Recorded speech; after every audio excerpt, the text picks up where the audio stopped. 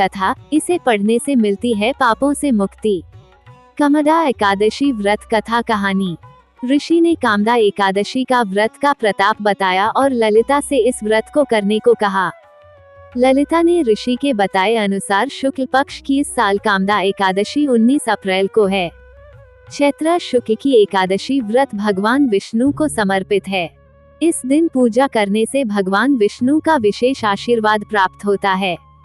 कामदा एकादशी को चैत्र शुक्ल एकादशी भी कहते हैं। हिंदू धर्म में एकादशी तिथि का विशेष महत्व माना जाता है। वर्ष भर में 24 एकादशी मनाई जाती हैं, जिनमें से प्रत्येक का अपना अलग फल और महत्व होता है। कामदा एकादशी के दिन श्रद्धालु भगवान विष्णु की पूजा करेंगे। यहाँ पढ़े कामदा एकादशी व्रत कथा।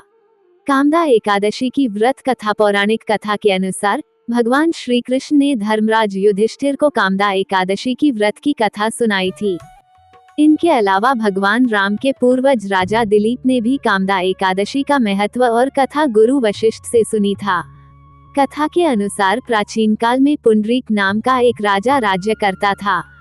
वह भोंगीपुर नगर में रहता है। राजा प्रजा का ध्यान नहीं रखता था और हर वक्त भोग विलास में डूबा रहता।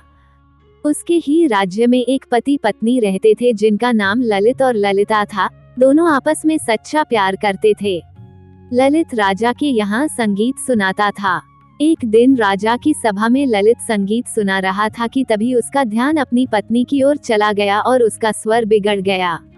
इसे देखकर राजा पुंडरीक का क्रोध 7वें आसमान पर पहुंच गया। राजा इतना क्रोधित हुआ कि उसने क्रोध में आकर ललित को राक्षस बनने का श्राप दे दिया। राजा के श्राप से ललित मांस खाने वाला राक्षस बन गया। अपने पति का हाल देख ललिता बहुत दुखी हुई। पति को ठीक करने के लिए हर किसी से उपाय पूछती रही। आखिरकार थक हार कर वह विंध्याचल पर्वत पर श्रृंगी ऋषि के आश्रम पहुंची और ऋषि से अपने पति का सारा हाल बताया। ऋषि ने ललिता को कामदा एकादशी का व्रत करने की सलाह दी। ऋषि ने कामदा एकादशी का व्रत का प्रताप बताया और ललिता से इस व्रत को करने को कहा। ललिता ने ऋषि के बताए अनुसार शुक्ल पक्ष की कामदा एकादशी का व्रत रखा और भगवान विष्णु का ध्यान करते हुए विधि विधान से पूजा अर्चना की। अगले दिन द्वादशी को पारण कर व्रत को पूरा किया। भगवान विष्णु की कृपा से उसके पति को फिर से मनुष्य योनि मिली और राक्षस योनि से मुक्त हो गया। इस तरह दोनों का जीवन हर तरह के कष्ट से मिटे और वे सुखी जीवन जीने लगे। फिर श्रीहरि का भजन कीर्तन करते दोनों मोक्ष को प्राप्त हुए।